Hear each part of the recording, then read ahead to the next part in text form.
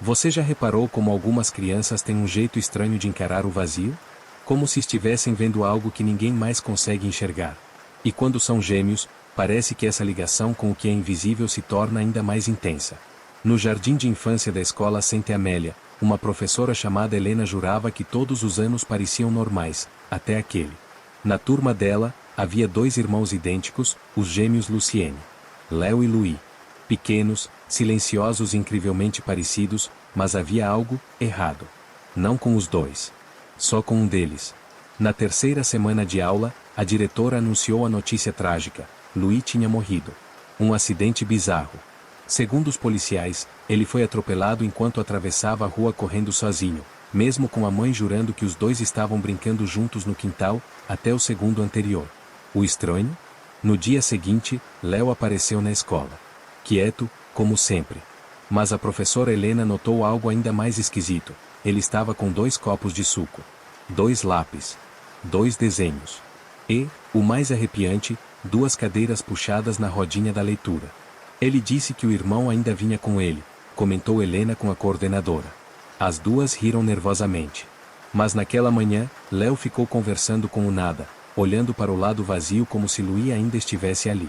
A cadeira ao lado balançava sozinha. Uma risada leve, quase abafada, parecia vir do ar. O tempo passou, e Helena tentou esquecer. Crianças lidam com o luto de jeitos esquisitos, pensava. Mas era impossível ignorar. Os brinquedos se moviam sozinhos. Os livros caíam das prateleiras. E uma vez, durante a hora da soneca, Helena jura ter contado 23 crianças, quando só haviam 22 na turma. Tudo piorou na semana em que a professora decidiu mudar os lugares da sala. Tirou a cadeira extra. Guardou os desenhos duplicados. E aí, Léo surtou. Gritava que ela tinha deixado o irmão preso do outro lado. Que agora ele estava bravo. Muito bravo. A luz piscou 3 vezes. As janelas bateram. E uma das bonecas de pano caiu da estante com o pescoço torcido, como se alguém tivesse feito aquilo com as mãos. A professora, pálida, mandou todo mundo para casa mais cedo naquele dia. Desde então, algo parece ter mudado. Léo fala menos. Mas sorri mais. Um sorriso estranho, vazio.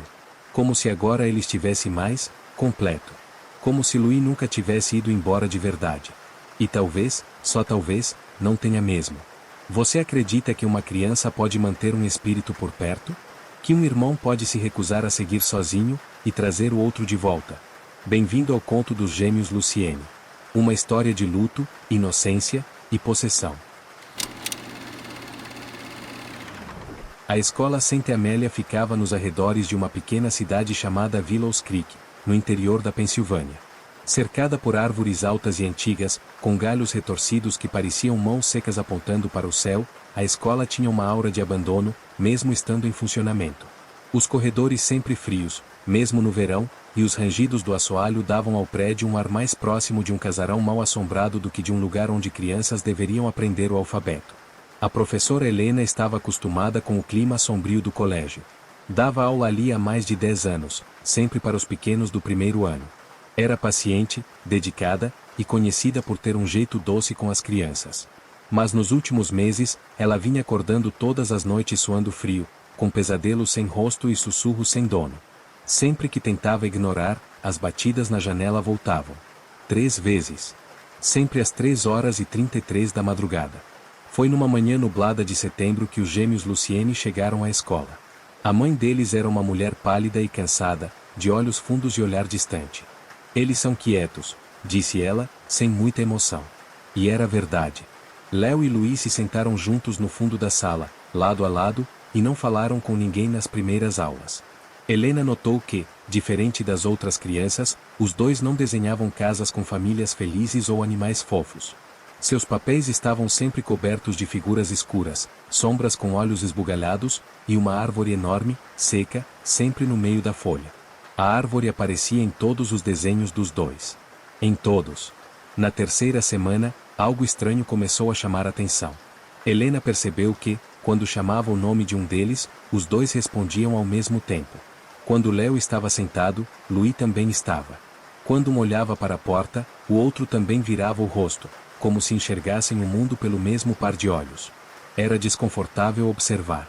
Mas o mais desconcertante era o silêncio. Os gêmeos raramente falavam.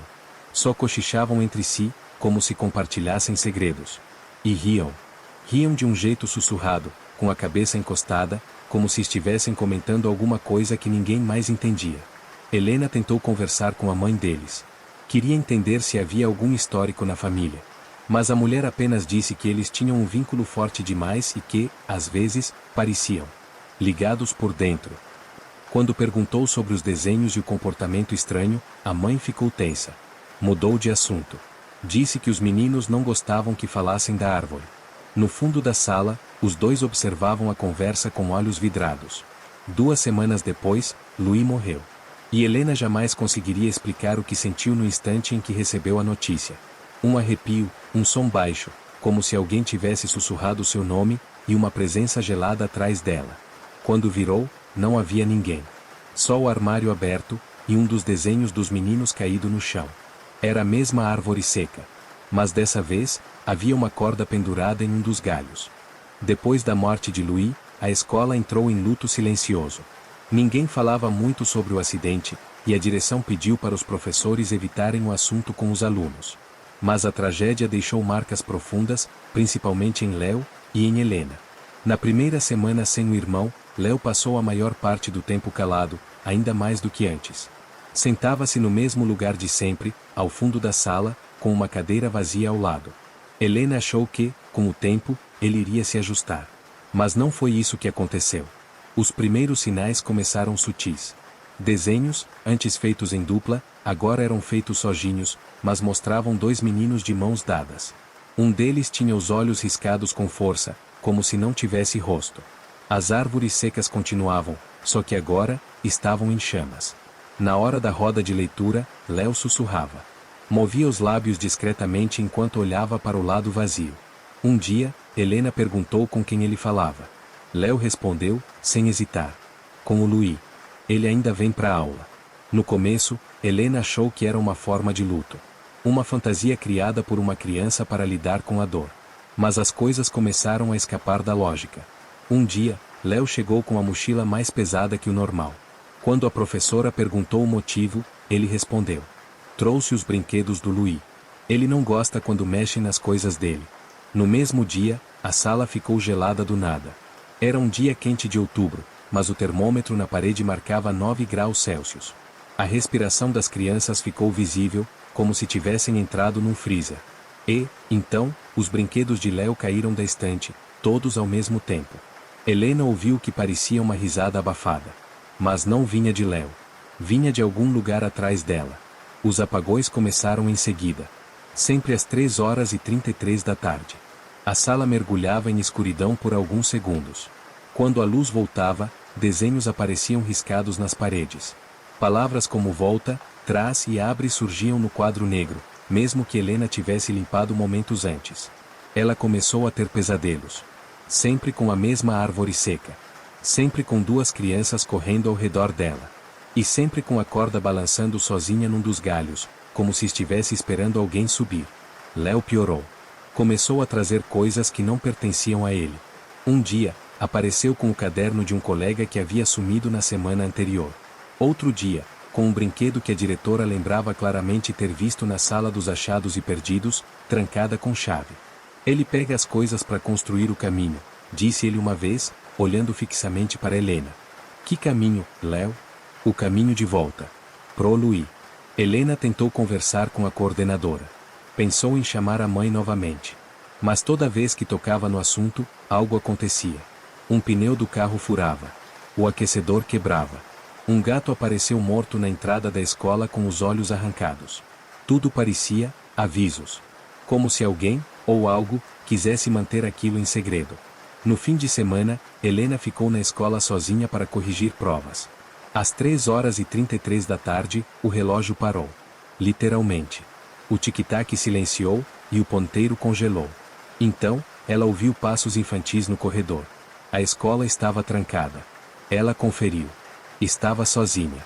Mas os passos continuaram, cada vez mais próximos da porta da sala. E então, alguém bateu. 3 vezes. Helena ficou paralisada diante da porta. Os 3 toques ainda ecoavam na sala, como se o som tivesse se arrastado por dentro das paredes. O relógio continuava parado, 3h33, e o ar estava denso, pesado, como se ela tivesse mergulhado em água gelada. Segurando o fôlego, ela caminhou até a porta e a abriu de supetão, esperando não encontrar ninguém. Mas havia algo ali. No fim do corredor, de costas, uma criança parada. Baixinha. Parada como uma estátua. O cabelo era igual ao de Léo. As roupas, as mesmas que Louis usava no dia em que morreu, conforme as fotos mostradas pela direção após o acidente. Helena piscou, confusa, e a figura virou o rosto lentamente. Não tinha olhos. Onde deveriam estar, havia 2 buracos escuros, fundos, que pareciam sugar a pouca luz do ambiente. A boca tremia, mas não sorria. Apenas, se abria. Como se quisesse falar algo, mas estivesse muda. Helena fechou a porta num pulo, trancou e encostou uma cadeira. Tremia. As luzes começaram a piscar. O rádio da sala, desligado há dias, ligou sozinho e começou a emitir um chiado baixo, e então, uma voz infantil. Ele quer voltar, professora. Helena gritou. Jogou o rádio no chão. Mas a voz continuou, agora mais próxima, como se estivesse do outro lado da sala. Ele quer brincar de novo, comigo. As cadeiras começaram a se arrastar sozinhas, raspando o chão como unhas. Os papéis voaram. Os desenhos dos gêmeos colados no mural se rasgaram ao meio, e os olhos das figuras pintadas começaram a sangrar tinta vermelha. A árvore apareceu de novo, mas agora com 2 cordas. 2. Então, Léo apareceu na porta da sala. Helena congelou. Como você entrou aqui, Léo? A escola tá trancada. Ela perguntou, com a voz trêmula. Ele não respondeu. Caminhou calmamente até o centro da sala, onde as 2 cadeiras estavam afastadas. Sentou-se em uma, deixou a outra vazia e disse: a senhora precisa deixar ele sair. Ele tá preso. E tá bravo. Preso onde? Léo apontou para o armário da sala. Aquele onde ela guardava os brinquedos duplicados.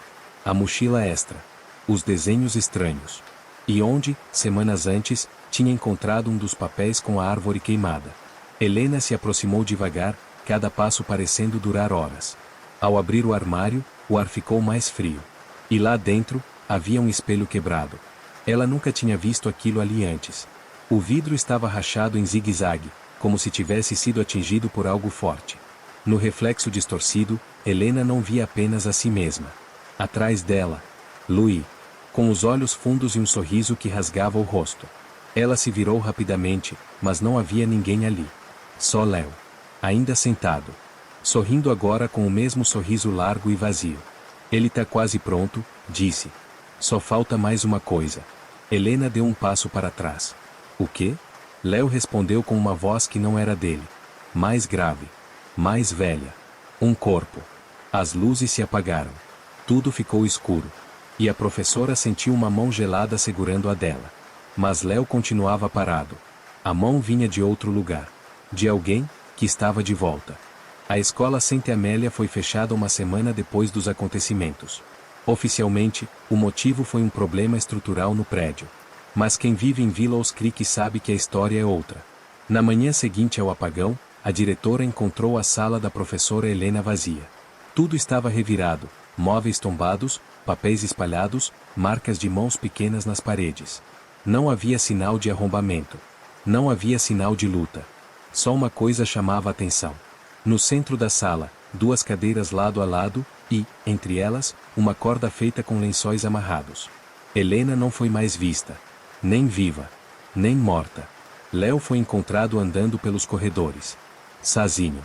Quando os funcionários o encontraram, ele estava cantando uma canção de ninar que ninguém conhecia. Seus olhos estavam fixos em algum ponto invisível e ele parecia, em paz. Foi entregue à mãe, que não demonstrou surpresa. Apenas agradeceu, como se já soubesse que isso aconteceria. Quando a psicóloga da escola perguntou a Léo onde estava a professora Helena, ele respondeu. Ela foi brincar com o Louis. Agora ele tá feliz. Desde então, a cidade carrega esse segredo. Mas as crianças, elas lembram. Algumas dizem que, quando passam perto da antiga escola, escutam risadas vindo de dentro. Risadas infantis. Em dupla. Outros juram que, se alguém olha pelo vidro quebrado da sala 3, pode ver uma mulher parada ao lado de 2 cadeiras. Sempre à mesma hora, 3h33. O tempo passou, e o prédio foi colocado à venda várias vezes. Mas ninguém fica lá por muito tempo. Corre um boato de que, quem dorme uma noite dentro da escola, acorda com desenhos pendurados nas paredes do quarto. Sempre a mesma árvore. Sempre duas crianças. E agora, uma terceira figura surgiu nos rabiscos. Uma mulher. Com os olhos costurados. Na última tentativa de venda, um corretor entrou no prédio com um cliente curioso. Ambos desapareceram. A única pista que restou foi um desenho encontrado no chão da antiga sala de aula. Nele, 3 pessoas estavam de mãos dadas debaixo da árvore seca. 3 cordas pendiam dos galhos. A história dos gêmeos Luciene virou uma espécie de lenda urbana em Willows Creek. Mas há quem diga que a coisa toda não acabou. Porque, de vez em quando, uma nova criança aparece na escola da cidade com um desenho estranho. Uma árvore. 2 crianças. E uma professora. E todas essas crianças dizem a mesma coisa quando alguém pergunta quem são os meninos do desenho. São o Léo e o Luí. Eles vêm me visitar quando tá escuro. As visitas noturnas começaram a acontecer em outras cidades. Em outros estados. Em outros países. Dizem que eles estão procurando por algo. Ou por alguém. E quando eles encontram, nunca vêm sozinhos. A história dos gêmeos Luciene continua ecoando no silêncio de escolas abandonadas, rabiscando desenhos em paredes esquecidas, e surgindo nas lembranças de quem jura ter visto algo que não deveria estar ali. Uma professora sumida. Um espelho que mostra mais do que reflexos. Um menino que trouxe o irmão de volta do outro lado. Tudo isso poderia ser só um conto sombrio, daqueles que assustam crianças na hora de dormir. Mas e se não for? E se a história for real? E se, neste exato momento, alguém estiver ouvindo esse vídeo, e sentindo aquela sensação estranha de estar sendo observado? Olhe para o lado. Tem alguma cadeira vazia perto de você? Algum brinquedo que mudou de lugar sozinho? Algum desenho antigo que apareceu e você não lembra de ter feito? Os gêmeos não são apenas parte de um conto macabro. Eles são uma ideia. Um sussurro que atravessa a barreira entre o que é vivo e o que ficou preso. Luí não voltou sozinho. Ele encontrou uma porta. E Léo foi a chave. Agora, eles só precisam de mais uma coisa para continuar. Alguém que ouça. Alguém que fale deles. Que espalhe suas histórias.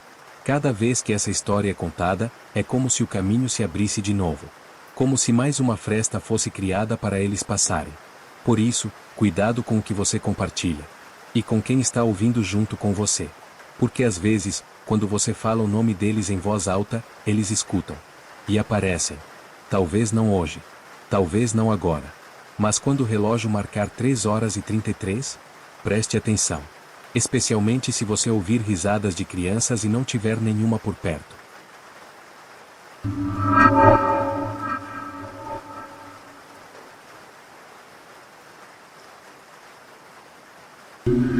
Você acredita que lugares podem absorver a dor e a loucura de quem já passou por eles? Dizem que em Ohio existe um celeiro isolado no meio do nada, cercado por milharais secos e vento frio. Quem passa por lá sente o ar pesar, como se alguém estivesse observando cada passo. É o tipo de lugar que até os corvos evitam. Não cresce nada ali, não se ouve nada, só o silêncio e, às vezes, o rangido de uma corda balançando no alto da estrutura. Os locais chamam de o sétimo celeiro. Não tem placa, não tem estrada marcada, e você não vai encontrar ele em nenhum mapa.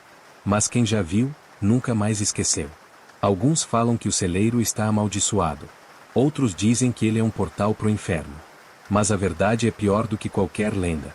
Porque o que aconteceu ali, é real. Muita gente tenta se aproximar por curiosidade. Querem filmar, fazer live, brincar de caçador de fantasmas.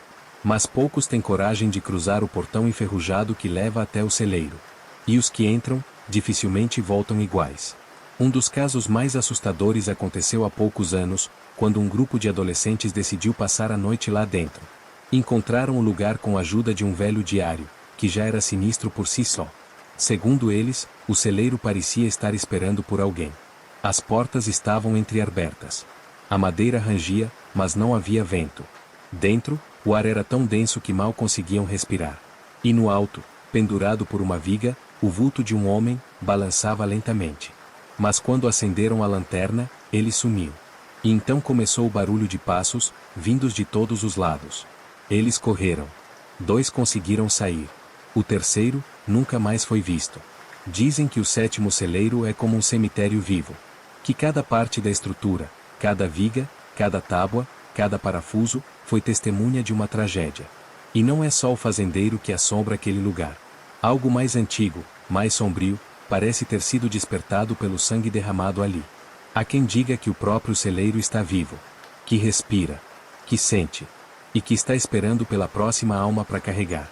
Se você acha que tudo isso é invenção, então talvez queira ouvir a verdadeira história por trás do celeiro.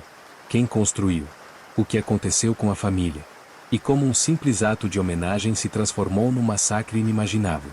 Mas vou te avisando agora, depois de escutar isso, talvez você pense duas vezes antes de entrar em qualquer celeiro abandonado. Porque a loucura tem raízes profundas. E às vezes, tudo começa com um prego numa madeira. Era no interior de Ohio, longe das grandes cidades, onde o céu parecia sempre nublado e o vento carregava o cheiro de terra molhada e madeira apodrecida. A propriedade ficava no fim de uma estrada de terra que quase ninguém usava. Era uma imensidão de terras, com campos abertos, milharais que pareciam se estender até o horizonte, e ao fundo, uma fileira de celeiros, cada um pouco mais velho e gasto que o outro. Ali vivia Henry Caldwell, um fazendeiro respeitado, orgulhoso e trabalhador. Dizia-se que o sangue da terra corria nas veias dele. Herdou tudo do pai, a casa, os campos, os animais, e a tradição. E a tradição mais peculiar que ele mantinha era a de construir um celeiro a cada filho nascido. Um para cada herdeiro. Uma homenagem viva, feita com as próprias mãos, como se quisesse selar o nome da família em cada estrutura de madeira. Henry era casado com Abigail, uma mulher doce, de olhos tristes e fala mansa. Juntos, tiveram 6 filhos, todos homens. E, fiel à sua promessa, Henry construiu 6 celeiros, cada um mais imponente que o anterior. Os vizinhos viam aquilo como obsessão, mas para Henry, era amor. Um símbolo da força e continuidade de seu sangue. O tempo passou, os meninos cresceram, e tudo parecia prosperar. Os negócios iam bem, as colheitas eram fartas, e a fazenda, embora isolada, era símbolo de trabalho e honra. Foi então que Abigail engravidou pela 7ª vez. Henry ficou extasiado. Já preparava as madeiras, escolhia o local perfeito no campo, e dizia a todos que aquele seria o celeiro mais bonito de todos. O último. O mais especial. Mas, a felicidade durou pouco. O parto foi complicado. A criança não resistiu. E Abigail, também não. Dizem que Henry não chorou. Não gritou. Só ficou parado, olhando para o vazio. Depois do enterro, ele desapareceu por dias. Quando voltou, estava diferente. Os olhos fundos, a barba crescida, as mãos sujas de terra. Parou de cuidar das plantações. Os bois ficaram doentes. Os campos secaram. O dinheiro sumiu. E os credores começaram a bater na porta, ameaçando tomar a fazenda. Mas o que ninguém sabia é que Henry já tinha perdido tudo, por dentro. O 7º celeiro foi construído mesmo assim. Em silêncio. Sem festa. Sem testemunhas. Só ele e a madeira. Ninguém sabia exatamente onde ficava, porque Henry evitava qualquer contato. Mas dava para ver a estrutura ao longe, como um esqueleto gigante no meio do campo morto. Os filhos tentavam ajudar. Um a um, iam até ele, tentavam convencê-lo a voltar ao normal. Mas ele não respondia. Só ficava sentado, encarando o celeiro inacabado, como se esperasse algo sair de lá. Até que, uma noite, o silêncio da fazenda foi quebrado por gritos. Depois daquela noite de gritos, ninguém mais viu Henry por semanas. Os vizinhos, já desconfiados, passaram a evitar a região. Alguns diziam ter ouvido machadadas no meio da madrugada, vindas dos campos secos. Outros juravam ter visto figuras escuras caminhando entre os celeiros, mesmo quando todos os filhos do fazendeiro deviam estar dormindo. Mas ninguém tinha coragem de entrar. A fazenda Caldwell havia se tornado um lugar amaldiçoado, e todo mundo sabia disso, mesmo sem entender o porquê. Foi quando o xerife da cidade recebeu uma denúncia anônima. Uma carta escrita à mão, manchada de terra e com cheiro forte de ferrugem, dizia apenas: eles estão enterrados onde nasceram. O xerife, cético, decidiu investigar. Levou 2 ajudantes com ele e entrou na propriedade num fim de tarde nublado. Encontraram a casa vazia. Silêncio absoluto. Pratos ainda sujos na mesa, uma cadeira tombada, e marcas de arrasto no chão. O cheiro era horrível. De mofo, urina seca, e algo mais. Algo podre. Lá fora, os celeiros se alinhavam como sentinelas. O primeiro estava trancado, mas não resistiu ao chute do xerife. Dentro, o cheiro era insuportável.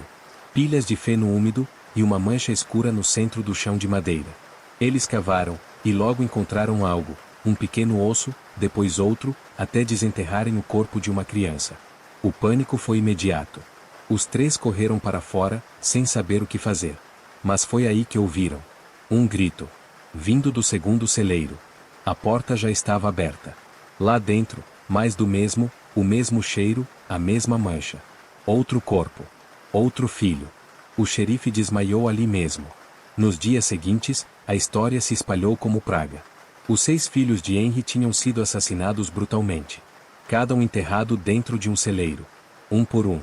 As autoridades evitaram divulgar detalhes, mas quem viu os corpos disse que eles estavam quase irreconhecíveis, como se tivessem sido mortos com algo pesado e afiado. Um machado, provavelmente. Mas o pior é que ninguém encontrou o corpo de Henry. Todos os celeiros foram revistados, escavados.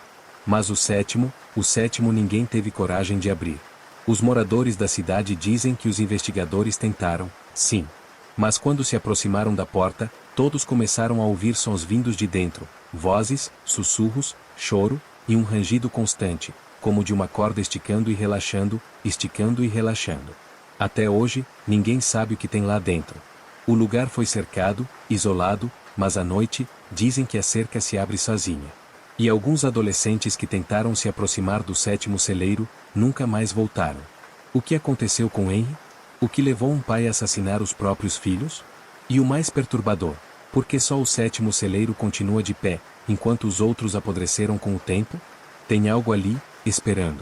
E a cada ano, a madeira daquele celeiro parece mais nova. Como se estivesse sendo cuidada, por alguém que já morreu há muito tempo. Era uma madrugada fria, sem lua, quando Caleb e Jonah, 2 irmãos adolescentes fascinados por lendas urbanas, decidiram invadir a velha fazenda Caldwell. Tinham ouvido as histórias desde pequenos, mas não acreditavam em nada. Para eles, o tal 7º celeiro não passava de invenção de gente supersticiosa. Munidos de lanternas, câmeras e coragem juvenil, passaram pela cerca arrebentada e seguiram pelo campo seco até a fileira de celeiros abandonados. O mato engolia os antigos caminhos de terra, e o silêncio era absoluto, como se a própria natureza segurasse o fôlego. Ali, sussurrou Jonah, apontando com a lanterna para a última estrutura, bem afastada dos outros. O 7º celeiro. Sua madeira parecia mais escura, como se tivesse sido invernizada há pouco tempo. Mas ninguém o restaurava havia décadas. No alto, uma pequena janela triangular parecia observar os dois como um olho demoníaco. Ao se aproximarem da porta, o ar ficou mais pesado. Caleb sentiu um zumbido estranho nos ouvidos. Jonah disse que sentia cheiro de queimado, mas não havia nada pegando fogo. Só a brisa fria e a escuridão ao redor. Eles empurraram a porta devagar. Ela rangeu alto, como um grito engasgado, e se abriu completamente sozinha. O que viram lá dentro, não fazia sentido. Havia uma cadeira pendurada por uma corda no centro do celeiro. E nela, um corpo. Um homem enforcado. A pele estava cinza, os olhos completamente brancos, a cabeça caída para o lado, mas o corpo ainda balançava, como se tivesse sido pendurado segundos atrás. Caleb congelou. Jonah deu um passo para trás. Então o corpo se mexeu. Primeiro os dedos. Depois os pés. E por fim, a cabeça. Que se ergueu devagar, com um estalo grotesco de ossos quebrando. Os olhos daquele cadáver os encararam diretamente. E então a boca se abriu, larga, impossível, rasgando o rosto de um lado ao outro. E dele saiu um som. Uma palavra. Papai. As paredes do celeiro tremeram. As lanternas dos garotos falharam. De repente, eles não estavam mais sozinhos. Dos cantos do celeiro começaram a surgir vultos, 6 sombras pequenas, de crianças. Os filhos. Seus olhos brilhavam em vermelho no escuro. Avançavam lentamente, arrastando correntes, com as roupas cobertas de sangue seco. Jonah tentou correr, mas a porta havia desaparecido. No lugar dela, uma parede sólida de madeira. Caleb gritava, batendo nas tábuas, até que a voz do fazendeiro ecoou. Agora, a família está completa. As crianças pularam sobre eles. O corpo enforcado os observava com olhos arregalados e vazios. Na manhã seguinte, apenas as mochilas foram encontradas do lado de fora do cercado. Desde então, o sétimo celeiro parece maior. Como se tivesse absorvido algo. Ou alguém. E à noite, quem passa pela estrada diz ouvir 2 novos gritos vindos de dentro, seguidos por 7 cordas rangendo ao mesmo tempo. Depois do desaparecimento dos irmãos Caleb e Jonah, a fazenda Caldwell foi abandonada de vez. As autoridades selaram o terreno, mas nem isso foi suficiente para conter os rumores que continuavam a crescer. A vila próxima virou uma espécie de zona de silêncio, onde ninguém ousava falar sobre o sétimo celeiro, nem mesmo à meia-noite, quando o vento levanta e parece carregar vozes distantes. Anos se passaram, e a história se transformou em lenda. Mas o que ninguém sabia era que o sétimo celeiro nunca esteve realmente vazio.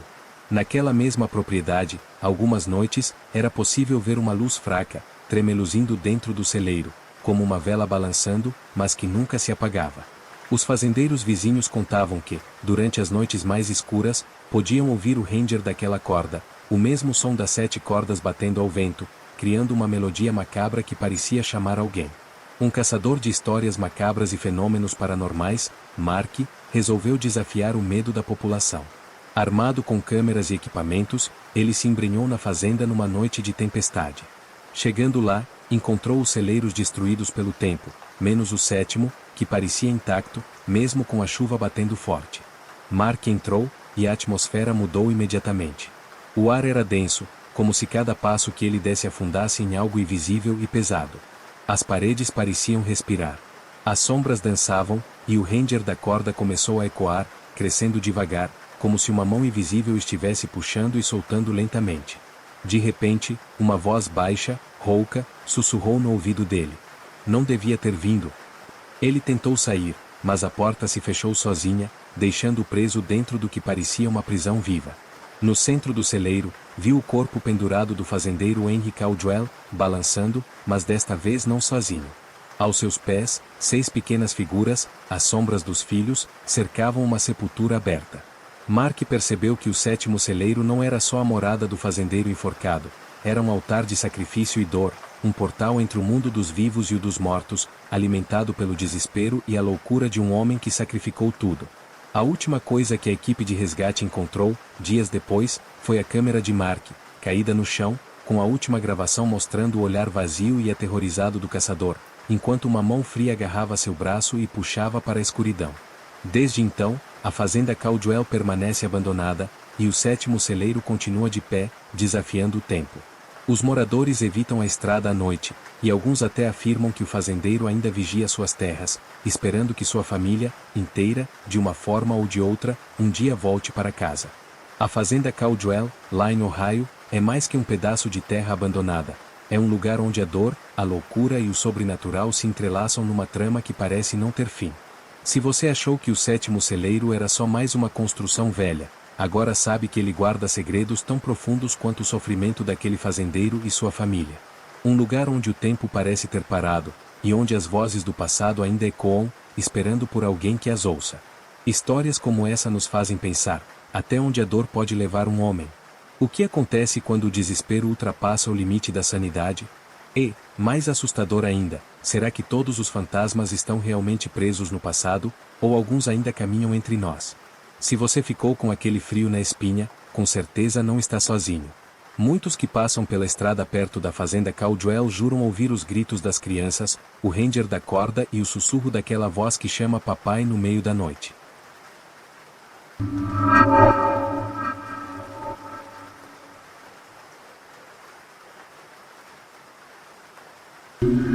Você já sentiu aquele frio que sobe pela espinha sem motivo aparente? Aquela sensação de que algo está errado, mas você não sabe exatamente o que? Imagine-se, de repente, as paredes ao seu redor começassem a sangrar.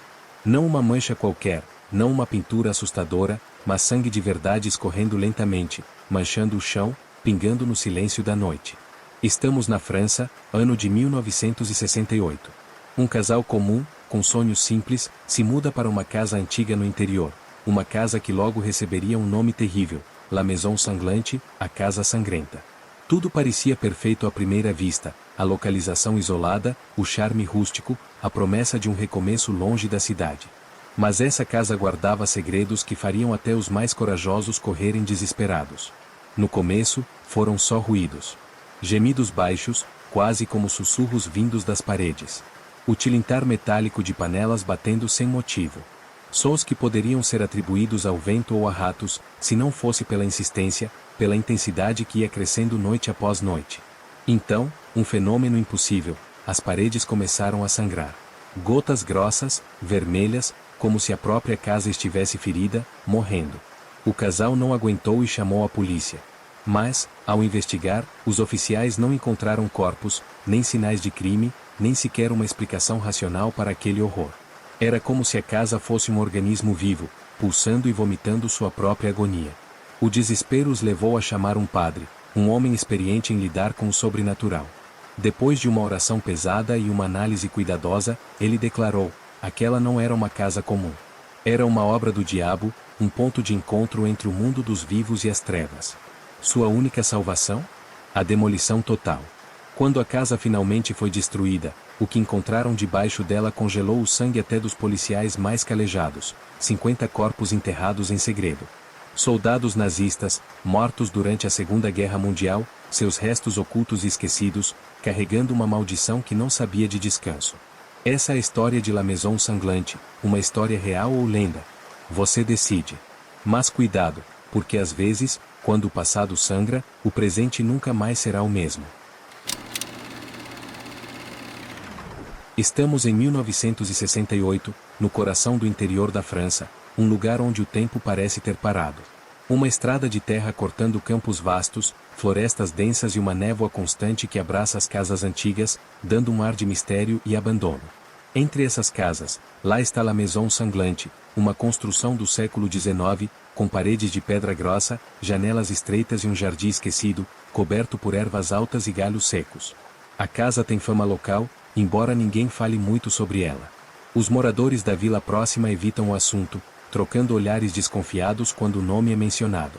Dizem que a casa guarda sombras, que nela ecoam vozes de um passado que ninguém quer lembrar. E foi justamente nesse cenário que o casal Claire e Jacques decidiram se mudar. Claire, uma jovem artista com alma inquieta, buscava inspiração para sua pintura, enquanto Jacques, um professor de história, queria paz para escrever seu livro sobre a Segunda Guerra Mundial. Eles pareciam perfeitos para aquele lugar, jovens, cheios de esperança, distantes das confusões da cidade. Mas a casa, com sua aura sombria, logo mostraria que tinha outros planos. Na primeira noite, Claire acordou com uma sensação estranha. O ar parecia pesado, denso, quase sufocante. Algo no silêncio não soava natural. Ela ouviu passos, leves, arrastados, que pareciam vir do andar de cima, mesmo estando sozinha. Ao acender a luz, nada viu além da escuridão que parecia sugar todo o calor do ambiente. Jacques, sempre racional, tentou minimizar. É só a casa se adaptando, barulhos normais de um lugar velho, dizia, mas nem ele acreditava totalmente.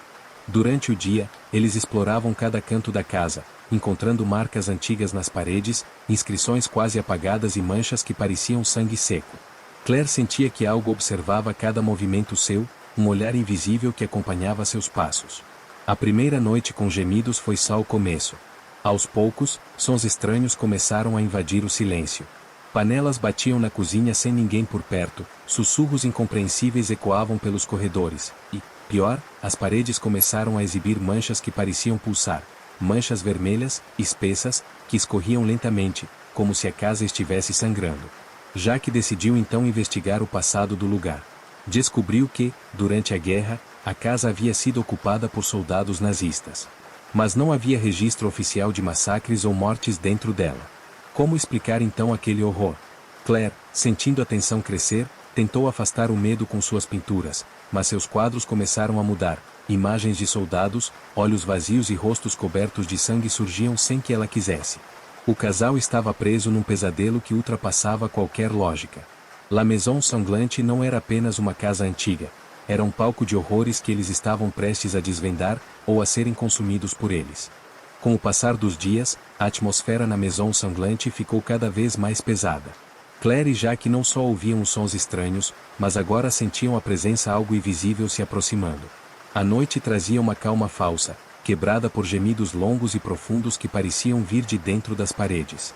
Não era apenas um barulho qualquer, era um lamento, uma dor antiga, desesperada. Certa noite, Claire acordou com um frio cortante e uma sensação de sufocamento.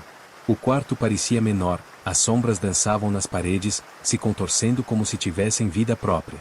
E então, entre os estalos do assoalho, ela ouviu claramente um som que gelou seu sangue, o barulho de panelas sendo arrastadas pela cozinha.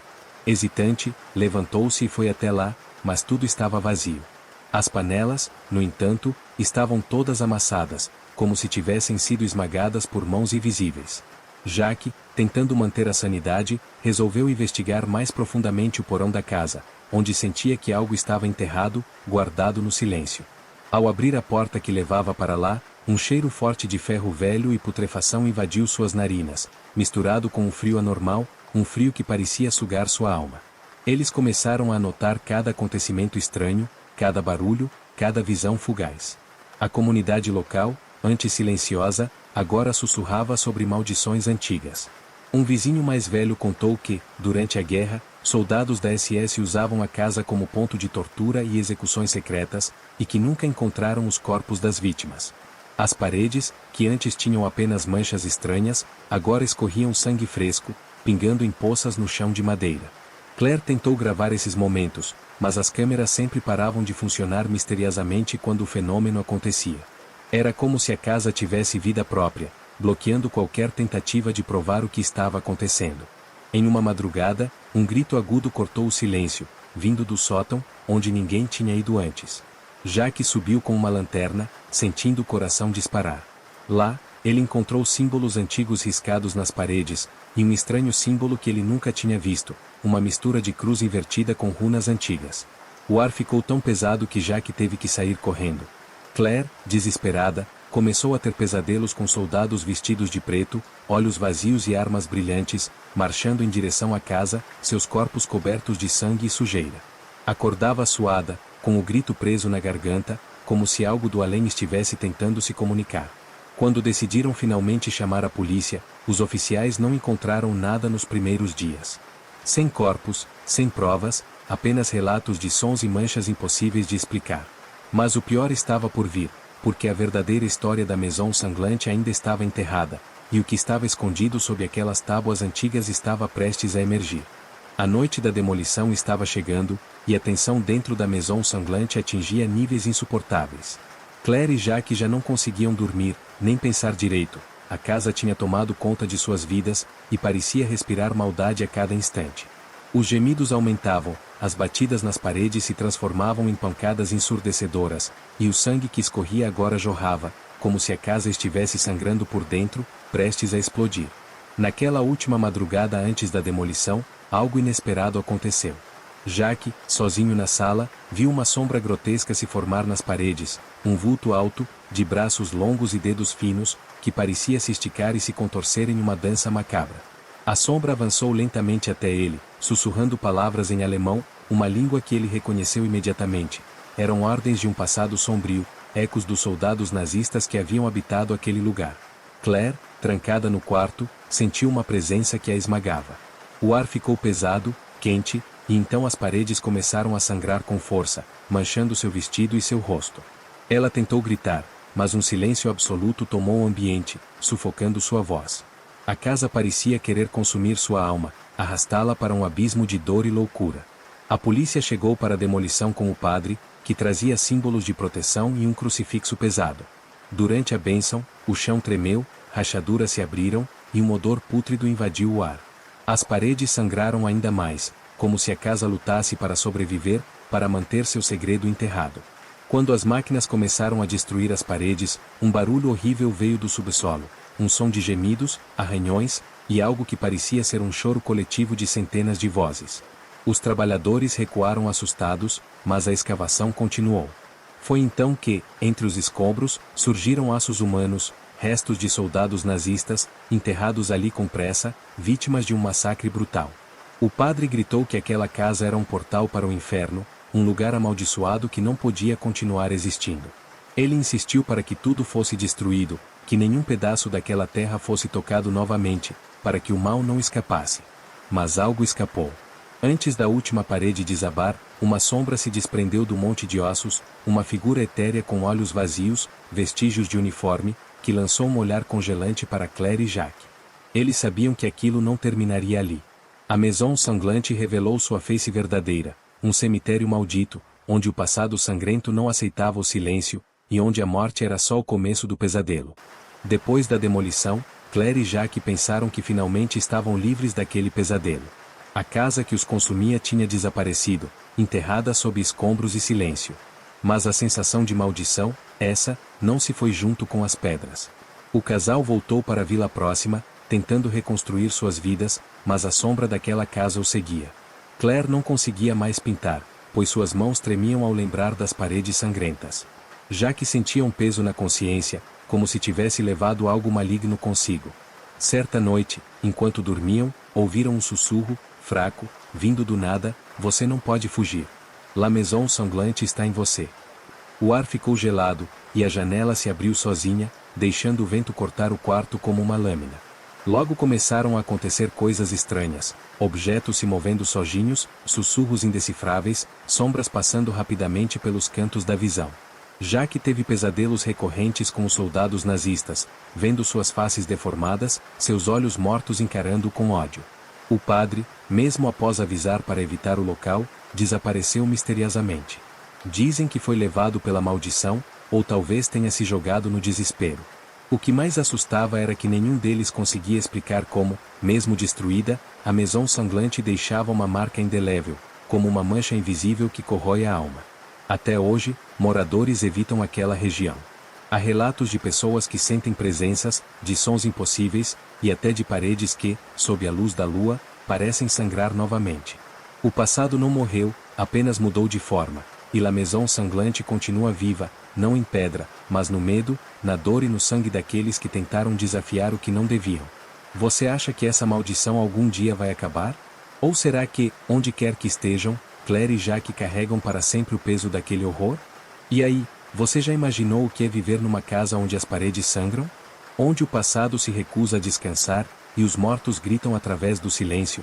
La Maison Sanglante não é só uma lenda sombria da França rural, é um lembrete brutal de que alguns segredos enterrados nunca ficam quietos. Claire e Jacques entraram naquela casa com esperança, buscando paz e inspiração. Só encontraram horror, uma maldição que transcendeu tempo e espaço, conectando o presente ao pior do passado humano, a guerra, a morte, a crueldade. Essa história nos faz pensar: o que acontece quando a violência é escondida, quando os horrores são sufocados? Eles voltam, e voltam com sede de vingança, sangue e silêncio rompido.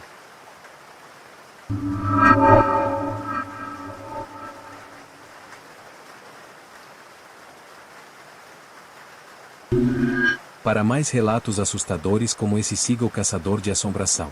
Deixe seu like e assista aos outros vídeos no canal. Bons sonhos, caçadores!